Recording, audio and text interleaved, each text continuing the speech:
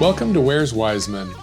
On this trip, we're heading over to Eastern Washington to camp in a new area and do some exploring.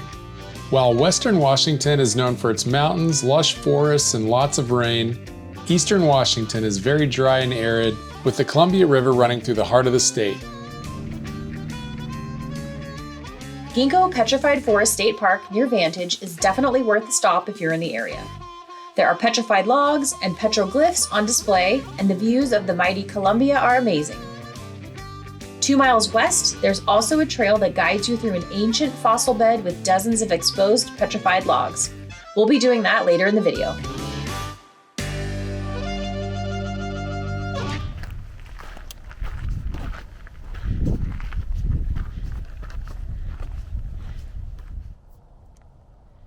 Well, we haven't even found a campsite yet, but we found a place to pull off and explore. I think this is called Ginko Petrified Forest State Park here along the shores of the Columbia River, which is behind me.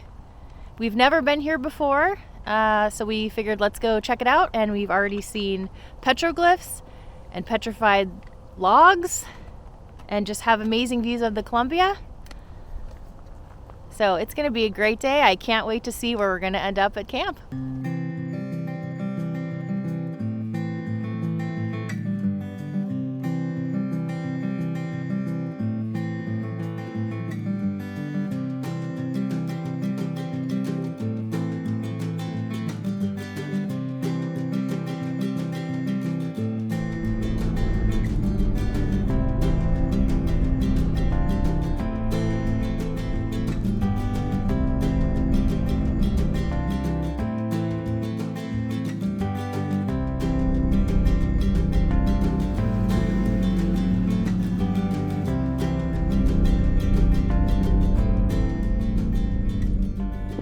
So we've just started exploring the area we're gonna camp. There's lots of dispersed camping, lots of fire rings. There's a waterfall right behind me. I mean, we're not 2 minutes into this drive and there's amazing camping everywhere. So pretty exciting. And we'll see what we find and where we end up.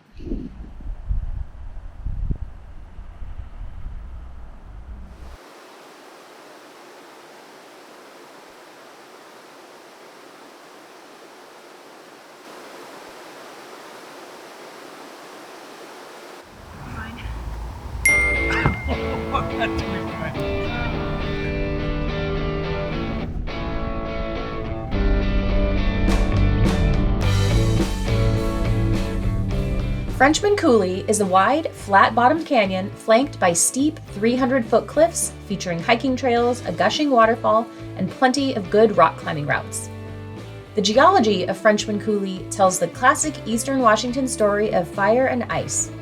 Millions of years ago, basalt lava flows filled the Columbia Basin. Then later, great Ice Age floods swept through the area, carving out huge channels known as coulees.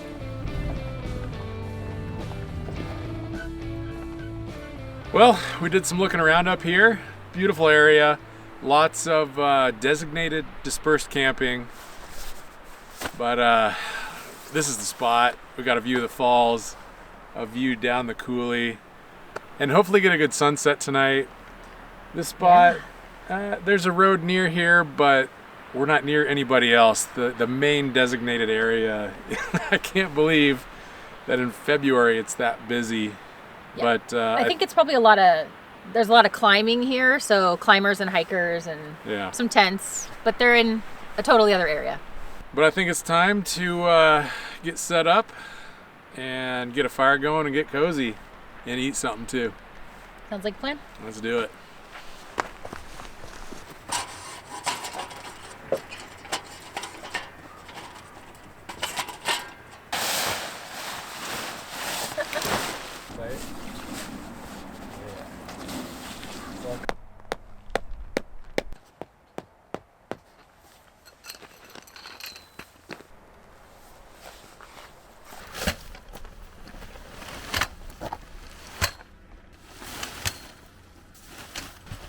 You need a hand? I think I got it. Okay. Watch, this one doesn't work. What did I just say? Let's try this again. Yay!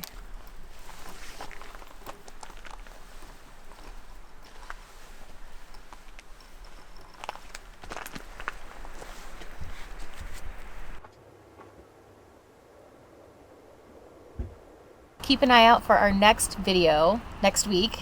We are going to Anchorage, Alaska for a very special festival, the Fur Rendezvous, or as the locals call it, the Fur Rondi.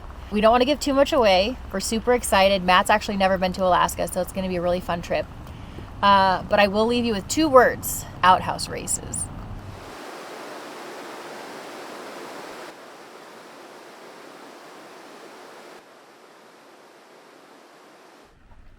See anything interesting? A lot of garbage. A lot of tires. What, just they threw it off the cliff? Yeah.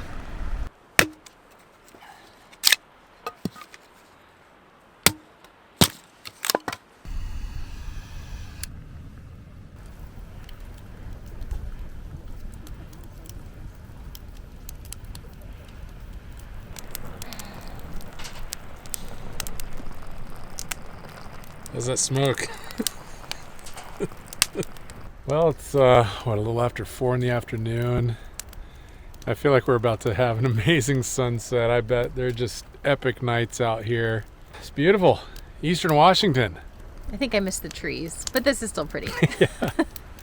It's a little bit different. We've got one other neighbor across the canyon. So if you happen to be watching this video, hi.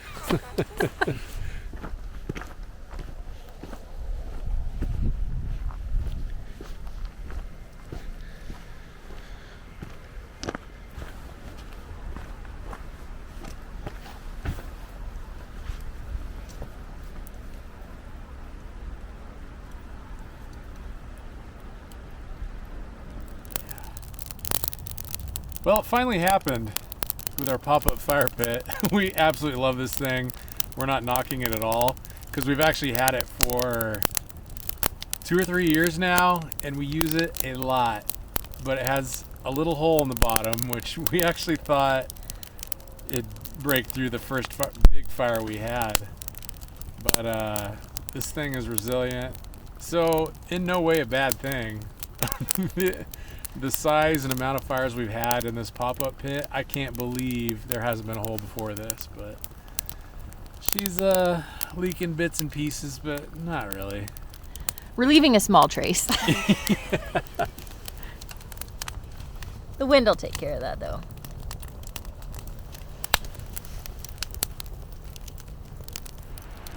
I don't know if you can hear it. You probably can't. But there's an owl across the valley that just started hooing. Oh, between the waterfall, the owl, the crackling fire, and no wind. This is beautiful. I think in the morning we're gonna head to the other side of the canyon and see what it's like up above the waterfall. Yeah, we're gonna see if we can pin some spots for next time. Definitely coming back here. Also want to explore the west side of the river, which is also a wildlife area, but just lots of open terrain and cool stuff like this. But anyway.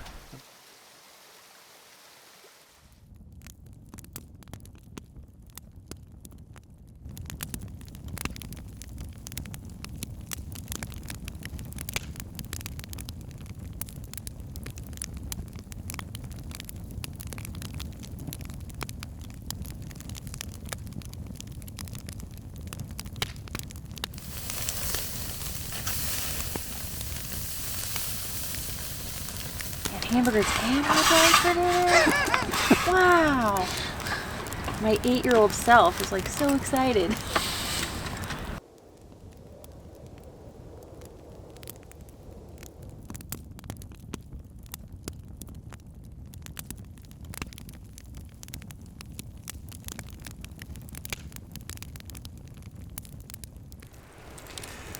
Well, it's been a while, but we got our field guide to dumb birds in North America with us this trip. So we're gonna do some reading. A few of you have also been waiting for another Camp Cocktails. I don't know when we're going to do another one. We just got to keep you guessing, I guess.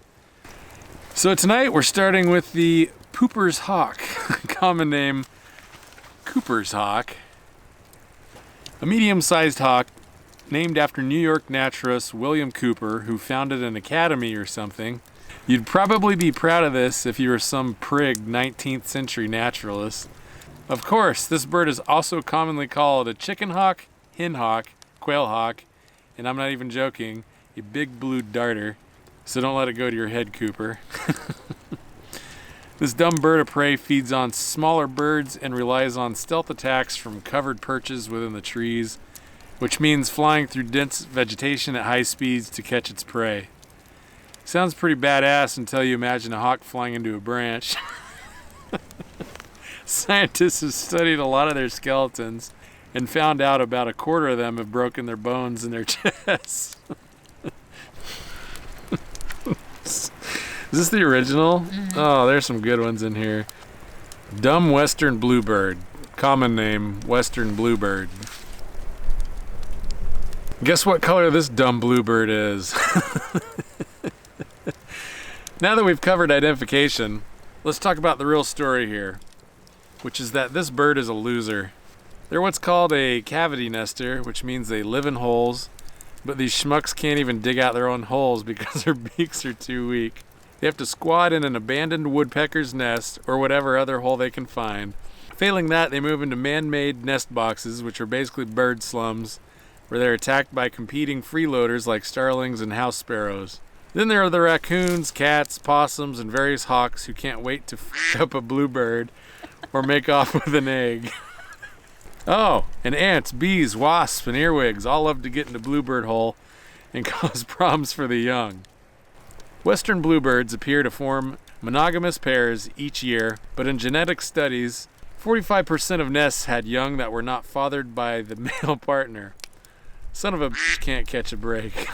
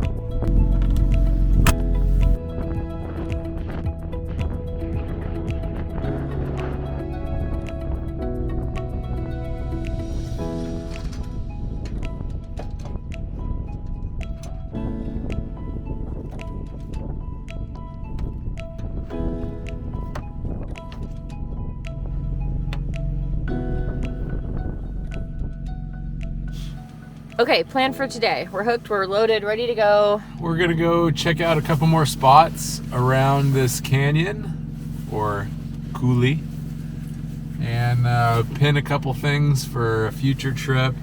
Just enjoy the area while we're here.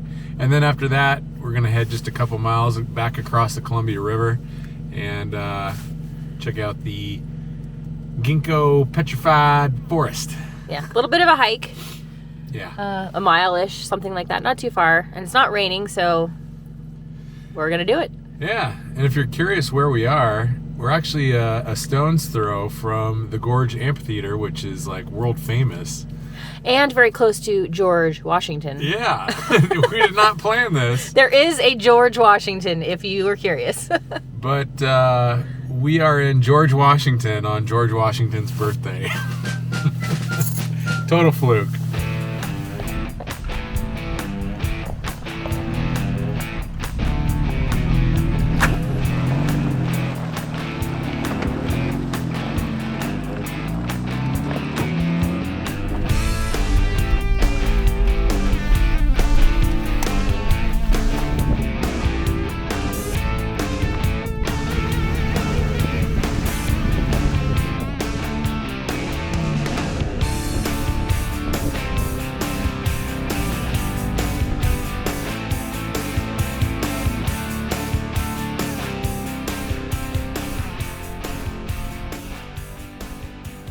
So that's out where we were camped last night. We were staring at this spot all night where a truck was stationed for the night. And yeah, this is an amazing spot. This probably has a killer sunset looking west. Pretty rough road coming in though. Definitely gonna need 4 low to get out. That's a pretty steep hill.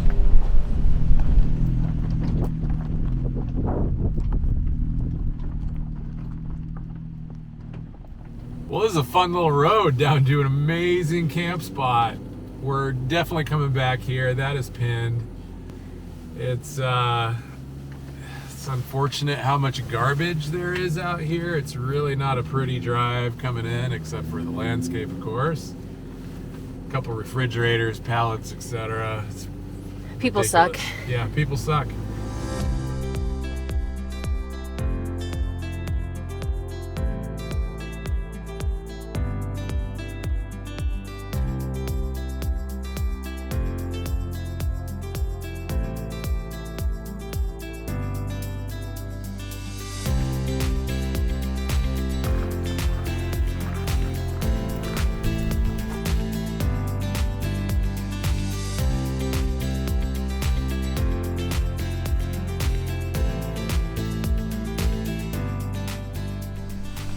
That's cool. That's a big tree. That's a big old tree. Time to hit the road? Let's do some more exploring.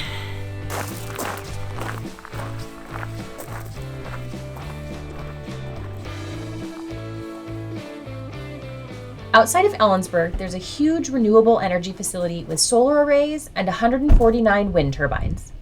We've driven by the turbines along I-90 many times, so this trip we decided to do some exploring and take a different road home, and were able to get a much closer view of the turbines.